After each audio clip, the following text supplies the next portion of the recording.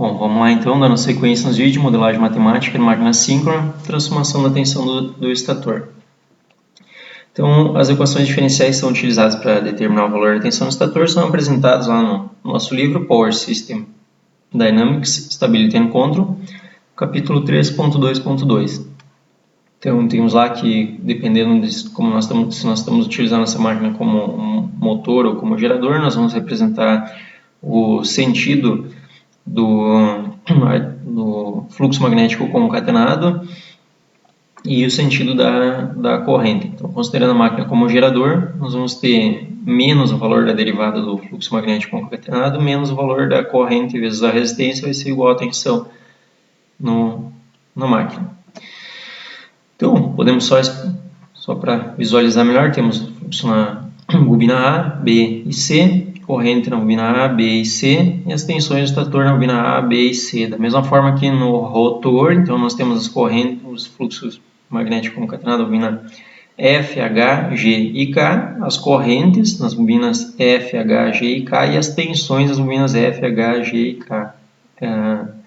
Os parâmetros do rotor, então as resistências do rotor. Lembrando então que essas bobinas H, G e K, que nós temos aqui representadas no nosso circuito, elas são consideradas então como bobinas que estão em curto-circuito. Essas bobinas representam as correntes parasitas e as correntes que percorrem o rotor em gaiola. Então são bobinas que essas bobinas vão ser utilizadas para representar para nós esses valores de corrente. Então elas são consideradas como bobinas com os terminais em curto. Logo a tensão nas bobinas H, G e K vai ser igual a zero. Também em função da polaridade da tensão que é assumida pelo autor no livro, está em sentido no bobinado de campo, nós vamos ver que o autor considera a tensão no bobinado de campo como sendo menos VF, menos o valor da tensão no bobinado de campo. E as tensões, então, nas bobinas H, G e K igual a zero. Okay? Então, tem umas tensões A, B e C, e tensões no bobinado H, G e K igual a zero. O valor das resistências aqui, então, vamos ter o valor da resistência na fase A, na fase B e na fase C. Como a máquina é simétrica, então todas as bobinas do estator têm o mesmo número de espira, consideramos todo o mesmo parâmetro RA. A resistência no bobinado de campo, na bobina H, G e K.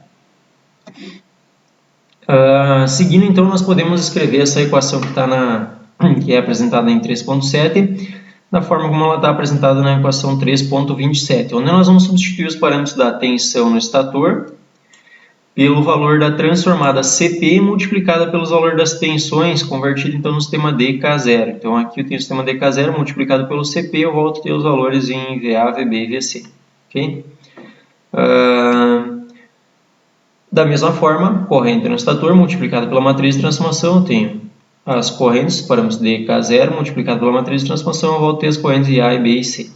E da mesma forma com o fluxo magnético concatenado. Com um detalhe que quando nós temos aqui a derivada dessa matriz aqui do fluxo magnético concatenado, nós vamos ter essa matriz de transformação, ela multiplica aqui pela derivada. Nessa derivação nós vamos ter que aplicar a regra da cadeia, ou seja, eu vou ter a derivada da matriz de transformação multiplicada pela matriz do fluxo magnético mais a matriz de transformação multiplicada pela derivada da matriz que representa o fluxo magnético. Então essa mais essa, como tem o sinal de menos aqui, segue menos, menos e menos, conforme apresentado em 3.28. Okay? Essa derivada da matriz de transformação, a derivada da matriz CP, no livro apresenta que nós podemos escrever essa derivada da matriz de transformação em termos de uma matriz P1, que está apresentada lá no livro, que vai multiplicar a matriz CP. Então vamos lá, eu posso escrever essa derivada da matriz de transformação CP, como está apresentado na equação 3.29, fazendo a multiplicação de uma matriz P1 pela matriz CP. Bom, então só para demonstrar essa operação que aparece lá no livro, da derivada da matriz CP, eu montei aqui no no MATLAB então, para fazer essas demonstrações aqui. Eu montei aqui eu organizei aqui as matrizes de indutância e autoindutância. A matriz CP, que aparece lá na equação 3.18. A matriz CP1, que aparece na equação 3.19. A derivada da CP aparece lá na equação 3.29. E junto lá nessa mesma equação aparece o operador P1 e o operador P2. Então vamos lá. Nós temos aqui a matriz CP, que pode ser conferida então lá com o que aparece na equação 3.18 do livro. Nós temos o operador P1, que pode ser conferido então com o que aparece lá na equação 3.29 do livro. E a derivada da CP, que pode ser conferida então também com o que aparece lá na 3.29, na equação 3.29 no livro aparece a derivada da CP e o operador P1. Então temos aqui a derivada da CP como aparece no livro lá. Então vamos lá, essa matriz derivada da CP, está escrito lá a derivada da CP, essa matriz aqui, ela pode ser escrita como a matriz CP multiplicada pelo operador P1. Opa, desculpa que deu algum... A matriz CP multiplicada pelo operador P1. Então vamos lá, derivada da CP, essa matriz aqui, CP vezes P1, essa matriz aqui. Mesma coisa, certo? É equivalente. Então, só para demonstrar que podemos representar a derivada da CP como o valor da CP multiplicada por aquela matriz P1. Então, então dando sequência, então esse termo aqui vai ser escrito como está esse termo aqui da equação 3.27, vai ser desenvolvido pela regra da cadeia. Nós vamos ter dois termos, como na equação 3.30, onde a derivada da CP vai ser apresentada por CP vezes o operador P1. Nós multiplicando toda a equação pela inversa da CP, então nós eliminamos todos esses termos CP da equação e vamos ficar com ela como está apresentada na equação 3.31.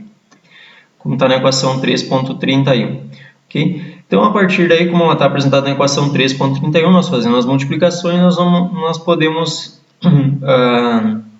obter e representar os parâmetros em termos da equação representando apenas a tensão no eixo direto, apenas a tensão no eixo 1 quadratura, apenas a tensão no eixo 0. Vamos abrir essas matrizes conforme está apresentado em 3.32.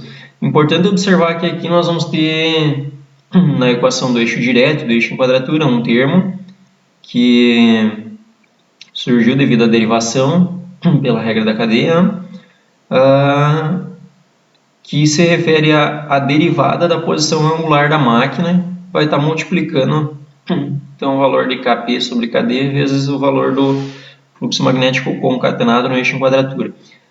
Com um detalhe que, para calcular a tensão no eixo direto, esse termo vai estar multiplicando o fluxo magnético no eixo em quadratura.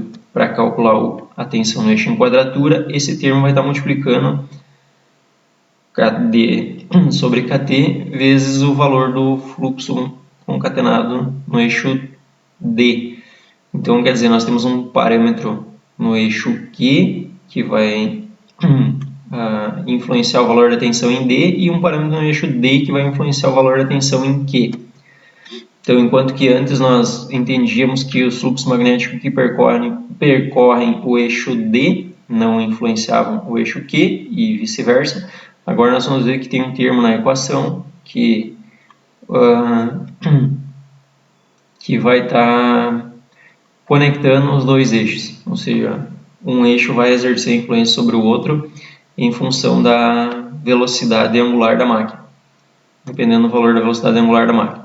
Então, no próximo vídeo nós vamos conversar sobre a transformação do torque, como nós vamos realizar a transformação utilizando o sistema DK0 para solucionar aquela situação que na equação do torque também nós tínhamos lá a matriz nós utilizávamos a matriz de indutância e tínhamos uma equação que era variante no tempo. Então, como que nós vamos fazer a transformação na equação do torque para transformar aquela equação vista no em vídeos anteriores em uma equação também invariante no tempo?